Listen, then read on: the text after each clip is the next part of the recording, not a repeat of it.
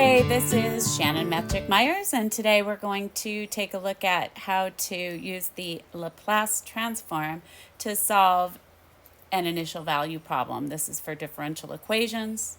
Let's rewrite f at t so it looks a bit more friendly for a Laplace transform using the unit step function. So f at t is 1 minus 1 times the unit step function at t minus pi over 2 plus sine at t times the unit step function at t minus pi over 2.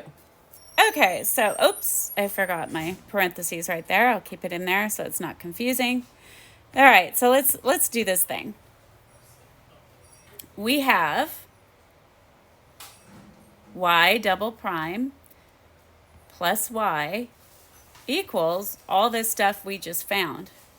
1 minus 1 times that unit step function at t minus pi over 2 plus sine at t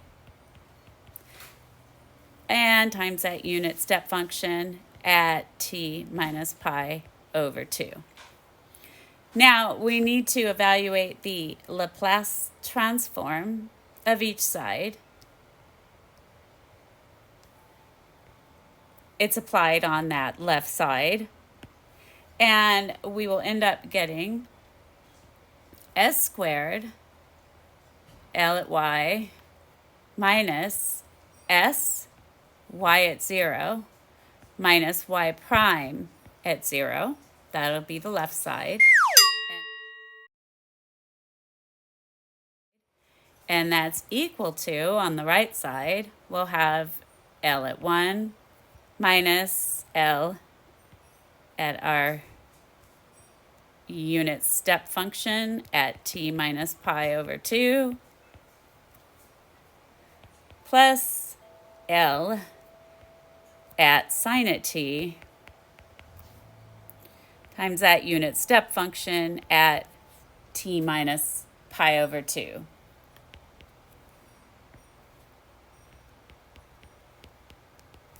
All right, so that's going to give us s squared L at y minus s times 1, because y at 0 is 1, and then minus 0, because y prime at 0 is 0, is equal to, we'll get 1 over s for L at 1, and then minus L at that unit step function, t minus pi over 2, we're going to have minus 1 over s times e to the negative pi s over 2.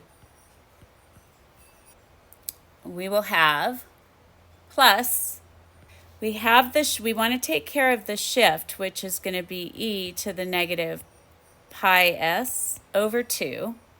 Now, here we're going to take a pause and look at the alternative form of the second translation theorem.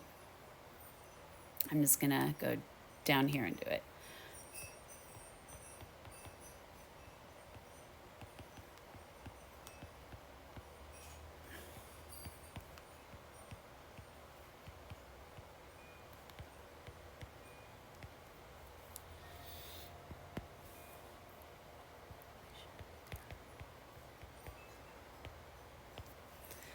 So for this one, basically, and I'm not going to prove it, but you can take L, the Laplace transform at some g at t times the unit step function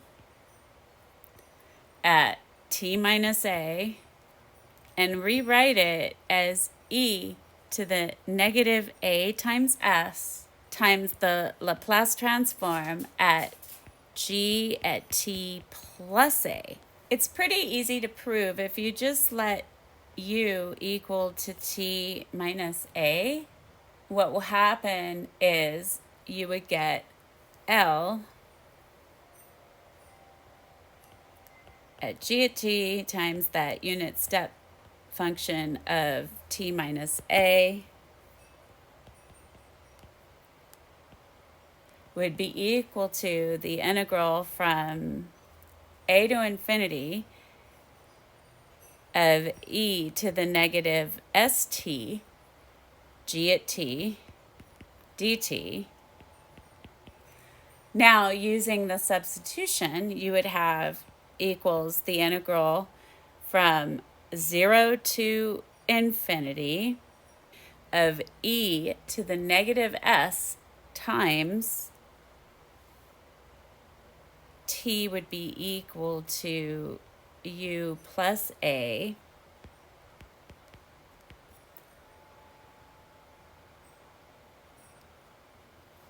and then times g at u plus a du. And let's just double check du would equal to dt. And so we're all good there. And if you take a look at, just for the limit of integration to show you, u at a is going to equal to a minus a, which is 0. So that's how we got that lower limit of integration.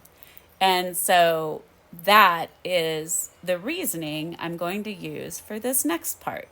So here, we're going to be adding e to the negative pi s over 2, and then times that Laplace transform at sine at t plus pi over 2. Now, sine at t plus pi over 2 using the sum of angles identity is going to be sine at t cosine at pi over 2 plus cosine t sine pi over 2. So that's going to be 0 because cosine pi over 2 is 0 plus cosine at t times 1, which is cosine at t, which is cosine at t. All right, so on our next step, we'll write that in. So here we go. We will have s squared plus 1. I just realized here I forgot to add, I forgot to add in my L at y. Sorry about that. I should have had plus L at y. And so that would give me s squared plus 1 times L at y is equal to s plus 1 over s minus 1 over s e to the negative pi s over 2 plus e to the negative pi s over, sorry, too many fraction signs, pi s over 2. And then this would end up being the Laplace transform at cosine at t because of that sum of angles identity. L at y is equal to s over s squared plus 1. I'm dividing through by s squared plus 1 plus 1 over s times s squared plus 1 minus e to the negative pi s over 2 over s times s squared plus 1 plus our transform for our cosine function is going to be equal to s over s squared plus 1, but because we're dividing by s squared plus 1, that will be squared. And then we have times our e to the negative pi s over 2. Good so far? I know, this one's kind of a mean one. L at y will be equal to, let's see if we can combine some like terms here. We're going to have our s over s squared plus 1 plus 1 over s times s squared plus 1 Now, if I run a partial fraction decomposition on this second one, and just using that, having the e to the negative pi s over 2 off to the side, we will have 1 over s times s squared plus 1 is equal to a over s plus bs plus c over s squared plus 1, because that's an irreducible quadratic. And so we will get 1 is equal to a times s squared plus 1 plus bs plus c times s. 0s squared plus 0s plus 1 equals a s squared. Let's see, actually, we've got a bs squared as well. So we'll have the quantity a plus b s squared, and then plus c times s, and then we will have plus a. Setting a plus b equal to 0, and then c is equal to 0 by equating coefficients, and then we have a is equal to 1. That means that b must be equal to -1.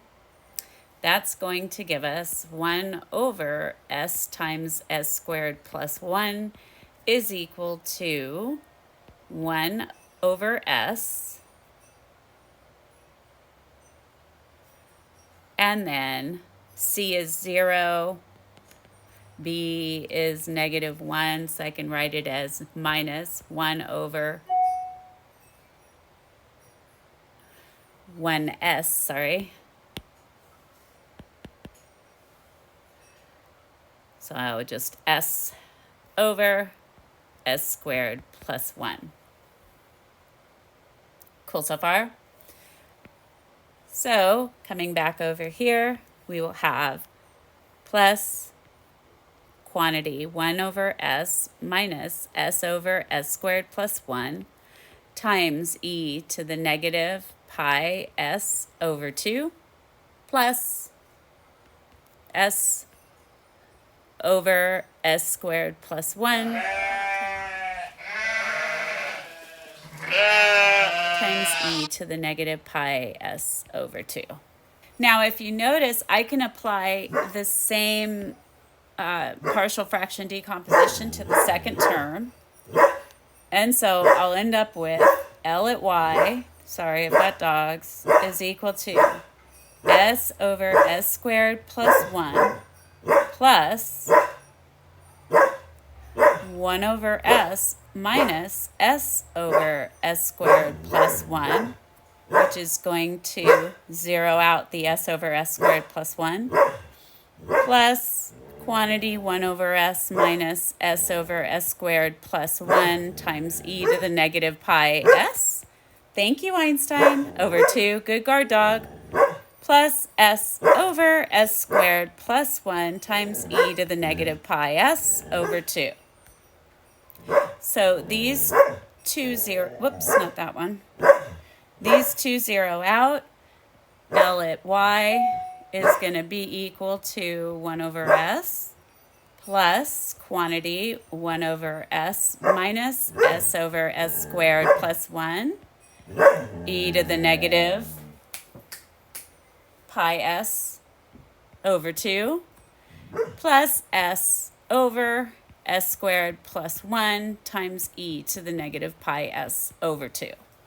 And now, if we take a look at putting that back into the form for y, so by evaluating the inverse Laplace transform. Thank you, Einstein. All right, the inverse Laplace transform, we will have y equals, well, the inverse Laplace transform for 1 over s is going to be 1 minus, we're going to have the quantity 1 from the 1 over s minus cosine, because of the s over s squared plus 1, at t minus pi over 2, and then times our unit step function at t minus pi over 2. So that's for the first one here. Oh, I'm sorry, I lost my squared. My bad.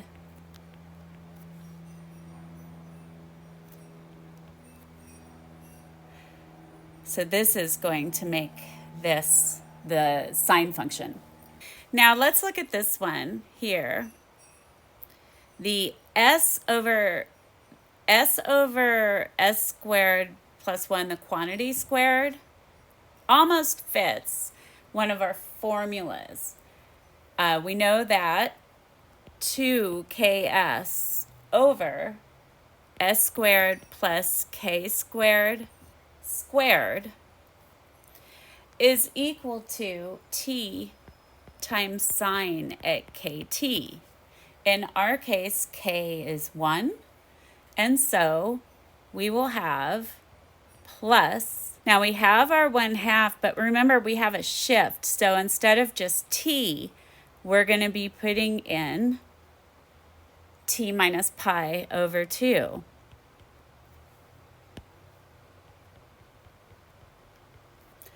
And then we'll have times our sine at t minus pi over 2.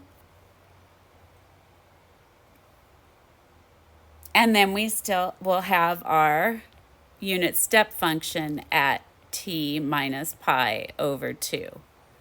And then if you wanted, the sine at t minus pi over 2 could certainly be simplified, as well as the cosine at t minus pi over 2, doing sum of angles identities. So again, let's take a look at those.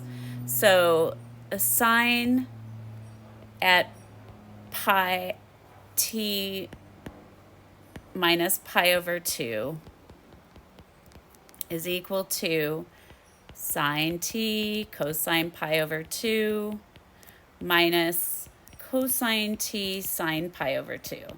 So at the end of the day, since cosine pi over 2 is 0 and sine pi over 2 is 1, you would get negative cosine at t. And then we also have a cosine at t minus pi over 2. That's going to be cosine at t times cosine at pi over 2 plus sine at t times sine at pi over 2. And that, since cosine at pi over 2 is 0 and sine at pi over 2 is 1, is just going to be sine at t. So if we put those results in here, it'll be a little shorter. We would have y is equal to 1 minus 1. We have the cosine at t minus pi over 2 was equal to positive sine at t.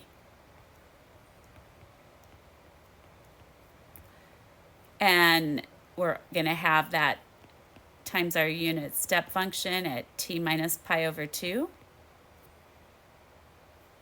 plus 1/2 t minus pi over 2.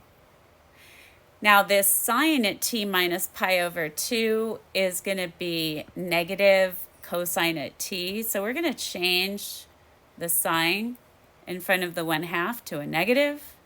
Call this sine at t. And then we still have our unit step function at t minus pi over 2. And we're all done. I hope you have a wonderful morning, afternoon, or evening whenever you're watching the show. And if you like what I'm doing, hey, hit that subscribe button, that like button, and share the video. Bye.